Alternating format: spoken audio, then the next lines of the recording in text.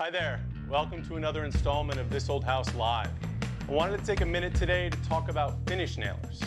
Whether you're remodeling your own house, building projects in your workshop, or just getting started as a carpenter in the trades, using the right finish nailer can have a huge impact on the quality of your work. When it comes to installing trim around windows, doors, baseboard, crown molding, assembling cabinet parts, or installing stair treads and risers, as you can see, one nail gun does not fit all. Each of these nailers covers a wide range of applications. In some cases, there's overlap, but more often than not, you're not going to get the results you want by using one when the other is the better option.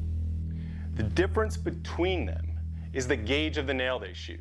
The most common and readily available types are 15 gauge, 16 gauge, 18 gauge, and 23 gauge. As you can see, the higher the number, the thinner the nail. The thinner the nail, the smaller the hole they leave. So do you need them all? And which one should you choose if you can only buy one? First up is the 15 gauge. I have a cordless Metabo HPT here, but there are other cordless and pneumatic brands available. These nailers shoot a thick nail between 1.25 and 2.5 inches long, and they have substantial holding power. These nailers are a great option for large interior and exterior casing, installing pre-hung doors, stair treads or risers, things that require good holding power and material that can be filled and painted or stained later. As you can see, the hole is substantial compared to the other options. Next up is the 16 gauge nailer. Here I have the pass load version, which is over 15 years old now. As with the 15 gauge, there are cordless and pneumatic versions available as well. These nails are a little thinner than the 15 gauge and have a substantially smaller head. Depending on the brand, these shoot nails from 3.25 to 2.5 inches long. They have good holding power and are a good general use gun. Carpenters use them for a wide variety of tasks, including interior trim, baseboard, crown. You can do stair risers with them, and they're a good option to nail down tongue and groove flooring like near a wall or in a closet. Most carpenters don't install pre-hung doors with these. If you're doing a lot of trim work and you don't want to own multiple guns, the 16 gauge is probably the most versatile. Next up is the 18 gauge brad nailer, which is the stalwart in all carpentry applications. This is a second generation version from Milwaukee. As with the others I just mentioned, these are also available from other manufacturers in cordless and pneumatic configurations. They shoot a thin nail with a very small head between 3/8 of an inch long to 2 inches long, depending on the model. They leave a small hole and so are less likely to split thinner wood. They're the ideal nailer for attaching casing to window and door jambs because they're less likely to blow out those connections. Stop moldings, baseboard, cove molding, smaller profiles are a good use here as well as some chair rails and a variety of woodworking projects. If you do some trim work and a fair amount of woodworking, the 18 gauge brad nailer is the one to have. Last but not least is the 23 gauge pinner. These two are available in cordless and pneumatic options. This gun should be relegated to tasks like mitered returns or attaching thin moldings or other details to wood.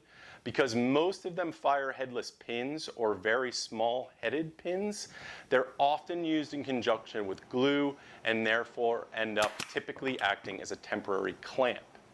They're also a good option for installing beads and thin stops.